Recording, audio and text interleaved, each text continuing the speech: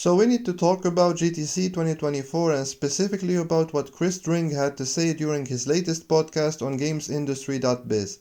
If you don't know who Chris Dring is, well, he's a very renowned and well-connected gaming journalist. He's actually the head of GamesIndustry.biz, so rest assured he's not a console wars type of journalist. He's far from that actually, and that's why it's important to listen to what he has to say.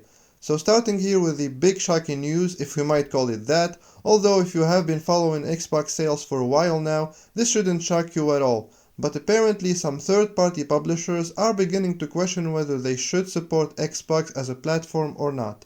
And by that I mean publishers are questioning right now if it's even worth it to make an Xbox version of their future games. This is because Xbox sales are actually on the decline recently, and according to what Chris Dring heard during GDC, Xbox sales are actually flatlining in Europe, which is obviously a nightmarish scenario for developers who are currently optimizing their games for Xbox, since Europe is a huge market for gaming. One major company who released a big game last year told Ring that they don't know why they bothered supporting Xbox consoles. We're putting in a lot of effort trying to create a Series S version and the next version of a game when, to be honest with you, for us the market is PC and PS5. That's what a developer said to Chris Dring. Now look, we all know that development costs nowadays are skyrocketing and clearly Xbox console sales are pretty rough at the moment. Therefore, I don't think it's a shocking news if one day we wake up and learn that a big publisher decided to stop supporting Xbox for their future games. I mean, we already have been seeing that in the indie space where more and more indie developers choose to focus only on PS5 and PC, as that's where they make the bulk of their money.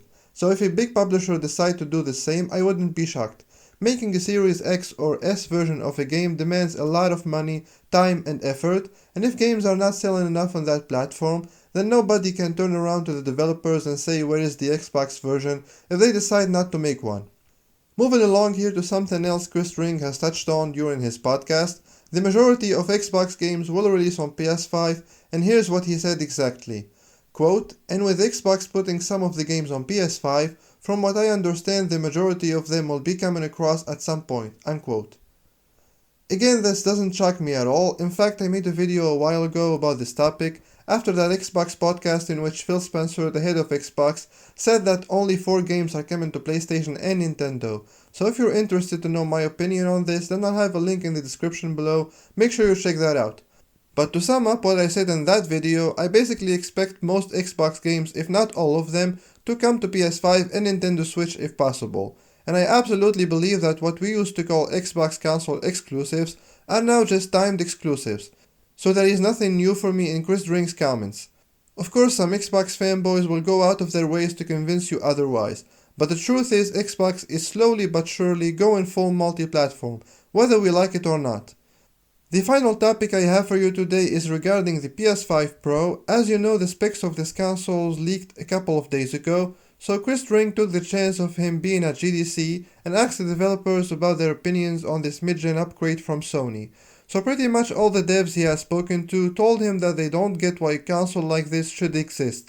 They think a PS5 Pro is an unnecessary upgrade as they don't think they reached the full potential of the standard PS5 yet, which is understandable since during the first 3 years of the PS5, we really didn't see many current-gen only titles. Back then, most games were cross-gen, even PlayStation first-party games like Horizon Forbidden West and GT7. So it feels like the PS5 generation is only starting now, and that's why I think developers are not excited for a potential PS5 Pro release. And to be honest with you, I don't think anyone expects PS5 Pro to be a huge release for Sony, not even Sony themselves. This is a mid-gen upgrade. This type of consoles is not for the average console gamer, it's just out there for the enthusiast who wants to get the best performance possible on a console. That doesn't mean I'm not excited for a PS5 Pro. I'm actually very excited for the PS5 Pro. If Sony can offer me a console that doesn't make me choose between a quality mode and the performance mode, a console that gives me a 1440p to 4K resolution with a steady 60 frames per second and a decent ray tracing performance, then I'll probably be there day one. That's all I have for you today, guys. If you made it this far, thank you for sticking out with me. I hope you found this video informative. If you did, make sure you hit that like button, feel free to share the video out, and if you're new here, consider subscribing as well. I'll see you guys in the next video. Take care.